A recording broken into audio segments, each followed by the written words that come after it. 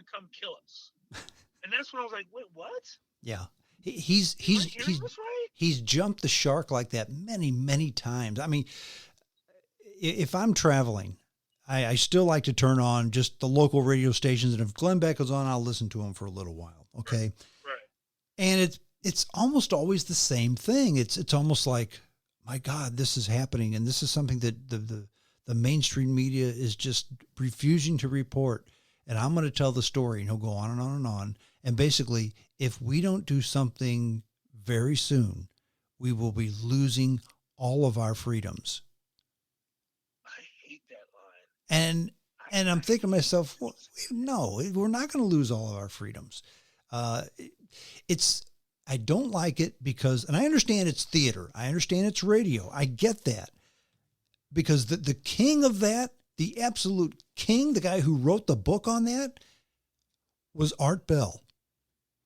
Because Right. he would have somebody on, he'd have on Major Ed Dames, or he would have on this gal who was a witch in Los Angeles, the good witch, he would call her, or Linda Moulton Howe or somebody. And it would Right. just be, this is happening and this is going on. And by the year, and I listen to these Art Bell Somewhere in Time reruns, and they're from the 1990s. And so, these guys will say, it's 1994. And, you do know that by the year 2005, that's going to be it. The world's going to be covered in water. There's going to be a real live water world. Okay. And that was 16 years ago, and nothing close to that has happened. Okay. And I think maybe that's why Glenn Beck doesn't do reruns, because it would be, nope, the Republic is not gone. We're not all having a hammer and sickle waving on our flags. And it really didn't happen. It's sensationalism. And I don't like that about radio. No. And it's irresponsible because of what makes talk radio so effective. Talk radio is effective because there's a personal connection that conservative hosts have that liberal hosts don't have. And liberal hosts don't have it because liberal hosts argue from a very theoretical perspective. Mm-hmm. It's very much like minimum wage should be $20 an hour, or theoretically, there shouldn't be the electoral college. It's always very academic, and it's always very both sides are ideological, but it's just not very personal. Glenn Beck, Laura Ingraham, Bill Riley, they have this way of saying, I'm talking to you. Yep. I'm looking out for you as a person. Yep. But then when they turn around and say, you're all going to die, it's so much more devastating. Yeah, it is. It is. It's not entertaining anymore. Now they've become zealots. And then Bill O'Reilly started doing it, because O'Reilly was always the guy who was the most. He never even said he was conservative. He was the guy that even agreed with some of the Democratic policies. Mm-hmm. Yep. He agreed with TARP. Mm-hmm. He agreed with saying, but then he started getting really, extreme, and he wasn't as extreme as the other guys, but he just started getting really kind of like low key racist. He started just saying like, yeah, Obama won because, well, our country. He actually said this after Obama won. He says our country is headed towards being 50% non-white, and that means people want welfare. And I was like, what? Are you serious? That's really, really racist to say that. That's sure. not why Obama won, And the thing is like the way they present welfare, and I hear, I heard, that's why like Chris Arps is one of the few people in local radio that he's actually a friend of mine, but, and even if I disagree with his position, he still does it from the perspective of political science and logic. He doesn't actually try to scare anyone.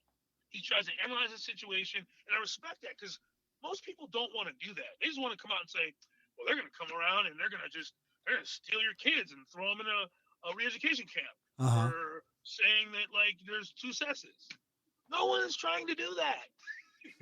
There's no re-education camps. So Why are you talking about it? It's because it's jarring, and they think it's good for ratings.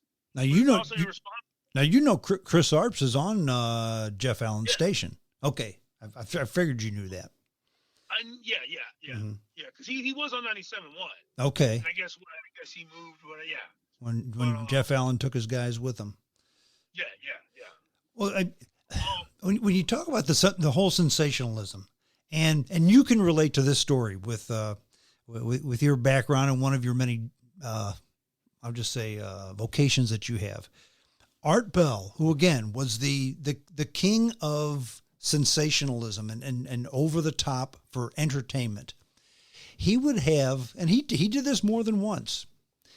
He had different phone lines because he was his own producer. He sat in a double wide trailer outside of Pahrump, Nevada, and took phone calls all by himself in the night. No producer, no call screeners, no nothing.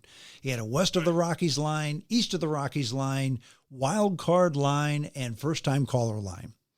He said, okay, the wild card line, we're going to make this the vampire line. Right. If you're a vampire, call in and tell us about it. And these people would call in and they say, yes, I'm a vampire. I'm 375 years old. I go out at night. I really don't kill people, but I go by the blood banks and you know, I have this lifestyle, blah, blah, blah, blah, blah. And nobody could believe this, but it was entertaining. Right-wing talk radio has become the vampire line. Yes. Except for it's not entertaining. No. I told you, like I said in the novel that I just finished, and we're working on. I actually had the vampire line on Art Bell. It's actually at the climax, close to climax, where the Prince of Vampires is getting attacked by the vampires. The I guess you say the good guy vampire and werewolf get together and try to overthrow the establishment or whatever. And he's losing, so he tries to call in some more help, but somebody hacks into his phone and sends the call to Art Bell vampire line. and Art Bell, he's like, this is the prince of the vampire nation, I need help. And then Art Bell's like, oh, you mean you blood-sucking politicians that take everything from us? Yes, you certainly are the prince. And so they're having this back and forth. And so, yeah, I was definitely inspired by that. But that's great. I remember listening to the vampire line back then. And what struck me about the vampire line is the people would call and they just were so on their stuff. Yeah. Like it wasn't like they were just some crazy people. They had their details down. Like, yes. I was born in Austria and boom, boom, boom, boom. And, you know, and like you said, they would describe the different kind of vampires they were. And most of them were like, well, we don't kill people. I mean, we have a way of feeding without murdering. And they would go through it. I'm like, it's not like I believed it, but I was like, man, that's sure fucking detailed. It was entertaining. You know what I mean? Right. And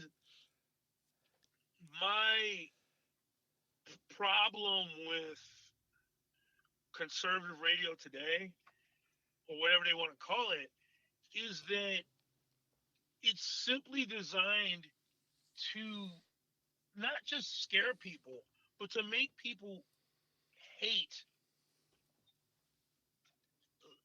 the other half of the country. Yeah, and that might be what what turns me off more than anything about it. And most of them have a name like the Patriot, and or something, you know, some patriotic theme. Like if you listen to us, you're patriotic. And I've had this discussion with people before, and just because you're a Democrat doesn't mean you're not patriotic. I made the statement one time. I said, well, I think that Bernie Sanders is a patriot. And they looked at me like I had two heads. No, he hates America. He wants to see America fail. I said, no, he doesn't. Now what he wants for America, what he thinks is best for America, I vehemently disagree with it. But he doesn't hate America. He doesn't want to see America fail. No. Joe Biden doesn't want to see America fail. He doesn't hate America. I disagree with many of his policies, but he doesn't hate America. It's almost like if you don't agree with me, you obviously hate America. And yeah, It's hate. It's hate speech. It's addition by subtraction. We suck less, so support us. And unfortunately, what I really don't like about it is, and I've never liked, I've never really liked, left leaning media. But interestingly, when Obama was running, or when I was president, especially during the election, he actually forced the left media to the center because he refused. And people talk about he was a big communist. You have to be absolutely out of your mind to think Obama was a hardcore left wing communist. That's just completely inconsistent with anything that he did. He actually did some of the things that conservatives said they wanted to do, like including the thing with Medicare and the ACA. Mm-hmm. I mean, a lot of that was what it was. Basically, it was reform. It was contractor reform, changing the way you pay the actual service providers so that it's a little bit more cost efficient. Mm-hmm. And if you look at Paul Ryan's bill, that end of it, it was almost the same. It was almost identical on that level. And yet they're like, well Barack Obama is a communist. And so for a while, the Democratic media had to drop this whole, if you're not a Democratic socialist, you're just another Republican thing, because they wanted to win. Right. So for a while, they became to me a little bit more listenable.